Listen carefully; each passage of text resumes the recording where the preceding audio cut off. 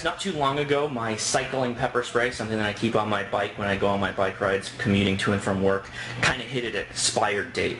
And what that means is that the propellant and some other stuff in it have expired, meaning they're not as good as the manufacturer recommends. So I started looking for a new model, and one of the items that I was looking at was this Mace pepper gun.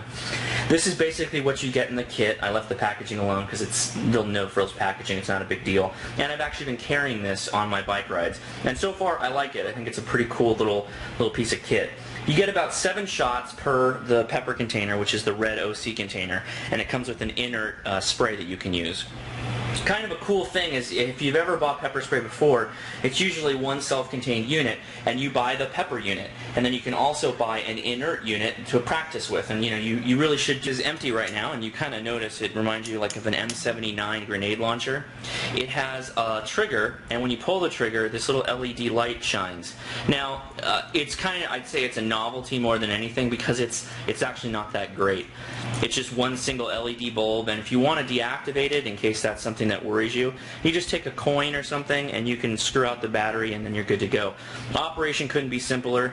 You just take it off of safe, pull the trigger, pull the trigger. It's just a plunger, and I believe I can open the action here and show you. It's just a plunger that pushes forward when you pull the trigger. Now what that does is it pushes the base of the can into the firing chamber. Like so, like that, and basically squirts out through the little nozzle opening. So what it looks like to load, and I will be using the inert canisters for this. Take the inert canister. The nozzle has a pre-set up dome that fits. So yeah, all you need to do is slide forward the release. The barrel tips up, I guess if you can call it a barrel. Slide the cartridge in, lock it into place, remain on safe. You can still operate the light when it's on safe, so that's an interesting feature. Like I said, don't really count on the light because it's not very bright. For a size comparison, I thought I would bring out my Smith & Wesson 642 here and just lay them side by side so you can see a comparison. Now the weight difference, the pepper gun is much lighter than the 640, but not by a whole lot. You'd be surprised. They're pretty close in weight and size.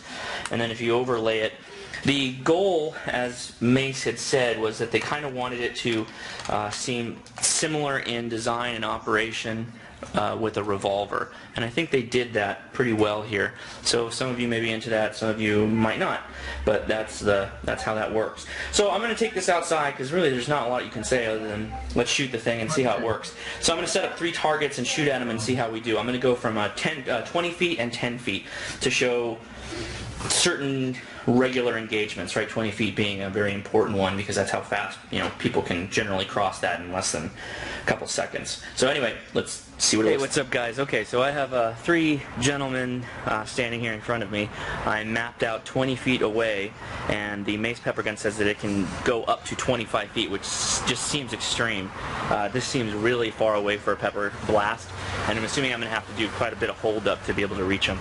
So just assume the scenario is I have 3 clone time travelers from the 1920s hell-bent on my destruction. And so here we go. I'm going to start with the left one. That's pretty easy, actually.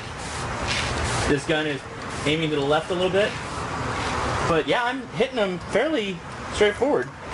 That's it. I'm out. So I liberally applied a dosage to all of them. And I didn't have that much hold up, so I'm pretty happy about that. I have another inert cartridge that I'm going to use right now. I'm going to move up to 10 feet and see.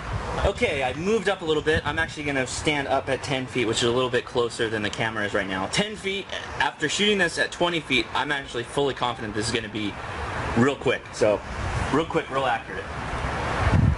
Alright, fire. That's pretty good.